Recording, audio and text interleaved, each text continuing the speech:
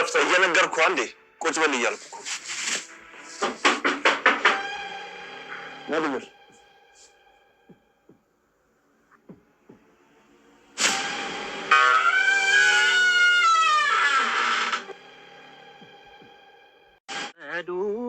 ይታያል ጉዱ የቤተ ዘመዱ ይታያል ጉዱ ብሩክን ያላችሁ እስቲ እንያችሁ ቅድስትን ያላችሁ እስኪ እንያችሁ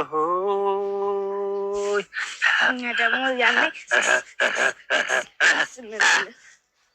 ያራዳ ልጅ ግቢለት ብሩክን እንዲድል አድርገን ደግሰን ምንድነው ጨፍረን ለምሳሌ አንድ ወንድም ማምጣት አለብን። እኛ ዝግጁ ነን። የሚወሉት ከተዘጋጁ ማለት ነው።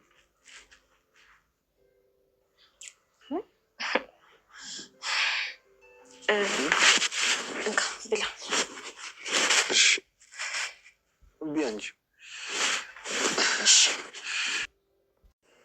ምን መሰለሽ የሚለው አብረሽን ካልተኛሽ ንብረታችሁን አላስመልስም። አይ አልተኛም ካልሽ ደግሞ ሌላ ጠበቃ ጋር ሄዳችሁ እንዳትከራከሩ አደርጋለሁ። ሞገስ እንደው በወንጀል አሳስረዋለሁ እያለኝ ነው።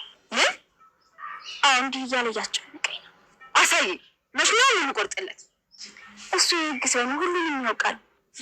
ኧረ ይሄ ምን የህግ ሰው ነው?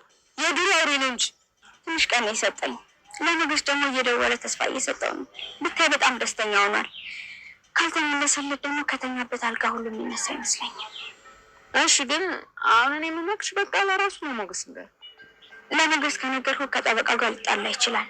ጠበቃው ደግሞ ሊያሳስረውና በህግ ሊጠይቀው ይችላል። እና ምንድነው አብሬው ልተኛ ነው የምትይው? እየነገርኩሽ እኮ ነው ዳጣ። እንዴ ይላል በሩን ጥርቅም አድርገሽ እኔ ምን ላማክርሽ? ሉላ በጣም አጣብቂኝ ውስጥ ገብታለች። በዛሬው ክፍል እንደምታዩት እንግዲህ ሉላ በጣም ግራ ተጋብቷታል። በእርግጥ ተወልድ ድር ብትልም ከዛሬ ነገ ነገሮች ይስተካከላሉ፣ መፍትሄ ይመጣል። ከዛም አልፎ እንግዲህ ይሄ ጠበቃ ተብዬው ምናልባት ልብ ይገዛል ብላ ብትተወውም ነገርዮሹ ከእለት እለት ሌላ መስመር እየያዙ በቃ ምንም ሊፋታት አልቻለም። በመጨረሻም እንግዲህ ብዙ ነገሮችን ብታሰብም እየደወለ ለብሩክ ማነው ይቅርታ ለሞገስ እንግዲህ ነገሩ እንደሚሳካ በቅርብ እንደሚስተካከለለት ሁሌም ደስ የሚል ዜናዎችን ይነግረዋል። ባለቤትንም ንገራትና አብራችሁ ተደሰቱ እያለው ይገኛል። በዚህ መካከል ሉላን እየደወለ ደግሞ አብረሽን ካልተኛሽ እንዳታስቢው በፍጹም ይላታል። የመጀመሪያ ገንዘባችሁ እንዲለቀቅ፣ በሁለተኛ ደረጃ ደግሞ ከባልሽን ከስር ከእስራት ከእንትን አድኙ አትወጂውም ማለት ነው። ሲቀጥል ህይወትሽ እንዲቀየር አትፈልጊም ማለት ነው እያለ በጣም እያስፈራራት ይገኛል። እኔ 0.5 ገንዘብም አልፈልግም፣ እኔ የምፈልገው ለአንድ ቀን ያንቺን ገላ አቅፎ መተኛት ነው ይላታል። ሉላም በዚህ መካከል ላይ እንኳን ሳልፈልገው ያንን ሁሉ አመታት አብሬ የተቀመጥኩት ሰው በሳስታውሰው ራሱ ያንን እለታቶችን እነዛን ጊዜያቶችን ረግማለሁ። ሁለተኛ ደግሞ በህይወቴ ሁለተኛ ስተሰርቼ እድሜን ዘመኔን ራሴን ስራግም መኖር አልፈልግም። ስለዚህ እባክህ ተወኝ ብላ በእንባ ጭምር አልቅሳ ብትለምነው እንደውም ምንም ይሄ የሚያስጨንቅ ነገር አይደለም፣ ለቀላሉ ነገር ምንድነው? ሲቀጥል ደግሞ አንቺ ለዚህ ያው ቆንጅና ስለሚያምር እንጂ ስንቶቹ ባለ ሀብት ለኔም ቢያላሉኝን አንቺ እንዴት እንደዛ ትኛለሽ እያላት ይገኛል። በመጨረሻም ሉላ አማራጮቿን ያለችው ነገር ሁሉ ተጠቅማ አማራጮች ሁሉ ሲጠፉባት ወደ ዳጣ መታለች። ዳጣንም እንግዲህ ዳጣዬ እማማክርሻለኝ ሚስጥር አለኝ ብላ ከቤት እንውጣማ ብላ ወደ ሱቅ እንሄድ ብለው ቀጥታ ወደ ሱቅ ከመጡ በኋላ በእናትሽ አንቺ ሚስጥረኛ ነሽ፣ ሁለተኛ ደግሞ ለነገሮች መፍትሄ አንቺ ጋር አይጠፋም፣ ስለዚህ ማማከር አንቺን ፈለኩኝ ትላታለች። እሱም እንግዲህ ዳጣም ምንድነው እሱ ንገሪኝ፣ ምን ተፈጥሮ ነው? ማን ነው ሞገስ አስቀየመሽ እንዴ? ደበረሽ እንዴ? ወይስ ምን ሆነሽ ነው እያለቻት ነበር። አረ እንደሱ እንኳን አይደለም፣ ሞገስን ባለበት ነው። ገንዘቡ የሞገስ ሊለቀቅለት ነበረ፣ ግን ደግሞ ጠበቃው አለቻት። እዚህ ላይ ዳጣ ጠበቃው ምን ጎነተለሽ እንዴ ወይስ ምንድነው? እና ታዲያ ደስ ይላል። በቃ ሞገስ ወደ ድሮ ቱጃርነቱ ሊቀየር ነው፣ ወደ ድሮ እንትኑ ሊመጣ ነው። በቃ እንዴ ገንዘቡን ማተተለቀቀለት እኮ ኮራ ቀብረር ነው የሚለው። እንደሆነ የተረጋጋ መሰለሽ እንዴ ሞገስ? እንዴ ያ የድሮ ሞገስ በቃ ሊመለስ ነው ማለት ነው። በጣም ደስ ይላል እና እንኳን ደስ አለሻ እና ይሄን ታበስሪ ነው እንዴ እያለቻት ነበር። ሉላም በውስጡ ያለው ሌላ ነገር እስከሆነ ድረስ አረ እንደሱ አይደለም ዳጣዬ ተረጋግተሽ ስሚኝ እያለቻት ነው። ሉላም ዳጣም እንግዲህ ንገሪኛ ታዲያ ሉላ ምንድነው የተፈጠረው? ለምንድነው የማትነግሪኝ እንዴ? ለምንድነው የምታስጨንቂኝ? እኔ ባክሽ መጨነቅ አልፈልግም እያለቻት ነው። በመጨረሻም አይ እንደነገርኩሽ ጠበቃው በጣም አስቸገረኝ፣ አብረሽን ካልተኛሽ ነገሮችን አላስተካክልሽም አለኝ ትላታለች። እንዴ ምን ማለት ነው እሱ ደግሞ ስትላት የሞገስ ገንዘቡ የሚለቀቀው አንቺ ከኔ ጋር ስተኝ ጋብቻ ነው ብሎ እያስጨነቀኝ ይገኛል አለቻት። በዚህ መካከል በጣም ነው የተናደደችው ዳጣ። እንዴ አሬት አባቱ ነው ንገሪኝ ባክሽ፣ የት ነው ልጁን አሳይኝ፣ መች ነው የምቆርጥለት፣ ምን አባቱ ነው እንደዚህ ደግሞ አፉን የሚከፍተው ስትላት አይ እንደዛ እንኳን አይሆንም ዳጣዬ፣ ምክንያቱም ሰውየው ህግን የሚያቀና የህግ ሰው ነው ትላታለች። ይሄ ደግሞ ምን የህግ ሰው ነው ሉላዬ ተይ እንጂ፣ ይሄ ህግ ሰው ሳይሆን ጅብ ነው፣ የዱር የጫካ ጅብ ነው የሚባለው። የህግ ሰውማ እንደዚህ እኮ አያደርግም ትላታለች። እንግዲህ ዳጣም ማረሄ ተይኝማ እያለች ሉላም እንግዲህ ውስጧን በውስጧ እንትን እያለች ቀጥታ ወደ ፊት ነበር የተራመደችው። በዚህ መካከል ዳጣ እና ምንድን ይሻላል አልሽ ስትላት ሉላ እንዴ ዳጣ እኔ ምን ይሻለኛም ብዬ ጨንቆኝ ያማከርኩሽ አንቺ መልስ ትጠይቅኛለሽ እንዴ? እንዴት እንደዚህ ትጠይቅኛለሽ? ትላታለች።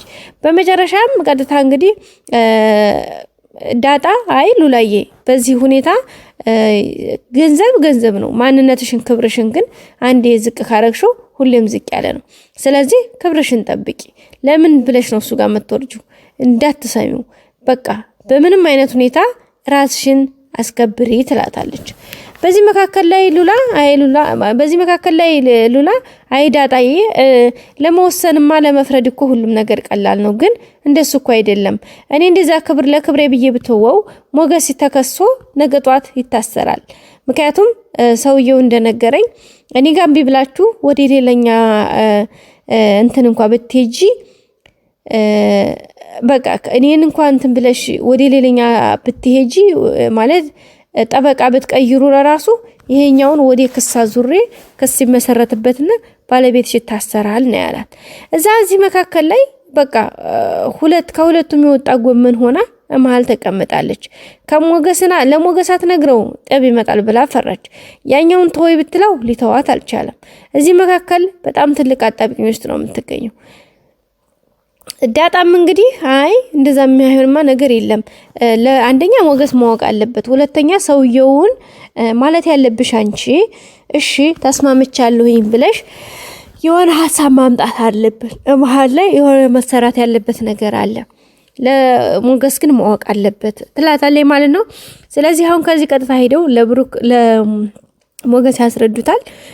ሞገስ ደግሞ ሄዶ እዛ ሌላ እንትን እንዳይል ያንን እንትን እንዳይል እንትን እያለ ነው ማለት ነው። ማለት እዛኛው ሰውየው ጋር ሄዶ ጠበቃው ጋር እንዴት እንደዛ አደረክ ብሎ እንዳይጣላ እንግዲህ ራሱን እንትን እንዲል እያዘጋጁ ነው ማለት ነው። ቤተሰቦቻችን ዳጣ እንግዲህ በጣም የመፍትሄ ሰው ነች እንደምታውቋት ከበፊት ጀምሮ፣ አሁንም መፍትሄ ሰው መሆኗ እየቀጠለች ትገኛለች። ሌላው እንግዲህ ወይዘሮ ማህሌት ተዛም ዘጭ እያለች መሀል ላይ ቀርታለች። እንግዲህ በመጨረሻ ዝና ሄደሽ ከብሩክ ጋር ታረቂ ብሏታል። እንግዲህ ዛሬ ቀጥታ ወደ እነ ብሩክ ቤት በር አንኳኩታ እነ ብሩክ ቤት መታለች ማለት ነው ማህሌት። እና ሲያቀባበሉ ምን ይመስል ይሆን እንግዲህ መጀመሪያ ማለት በሩ ላይ ተነስቶ በር የከፈተላት መድብል ስለነበረ በጣም ነው የደነገጠው። እንዴት ምንድነው ብሎ ነው እንግዲህ መጀመሪያ የከፈተ የነበረው። በዛም እንግዲህ በሩ ሲንኳኳ ማን ነው አሁን በጨለማ ምንስ ሊሆን ይችላል ብሎ በጣም እየተገረሙ ነበረ። በዛ መካከል እንግዲህ እንደውም ብሩክ አንተ ተነሳ መድብል በሩ መክፈት ካለባት ቅድስት ትክፈተው ተው ያለው ነበርና እንዴ ብሩክ ተው እንጂ ቅድስት ማርፈሽ ተቀመጪ፣ እኔ ተቀምጪ ማን ነው በር የሚከፍተው ብሎ መድብል እንግዲህ ቀጥታ ሄዶ በሩን ከፍቶታል። በሩም ሲከፈት እንግዲህ እኔ እንደጠረጠርኩትኝ ማህሌት ናት ብዬ አስባለሁ። እናንተስ ምን ትላላችሁ? ሰላም ውድና የተከበራችሁ የዩቲዩብ ቤተሰቦቼ ሰላምታ ይበያላችሁ። ቤተረሳችሁ ላይክ በማድረግ ቪዲዮን ጀምሮ እስከ መጨረሻ ማየት ሀሳብ አስተያየታችሁን አስቀምጡልን። ሁሌም አብራችሁ ስለሆናችሁ በጣም አመሰግናለሁ። መልካም ጊዜ በያላችሁበት። ላይክ ማድረጋችሁን አትርሱ። ላይክ፣ ሰብስክራይብ፣ ሼር አድርጉልኝ። ውድድ ነው ማድረጋችሁ። በተረፈ ውዶችዬ መልካም ጊዜ፣ መልካም ሰዓት በያላችሁበት። መልካም አዳር ምሽት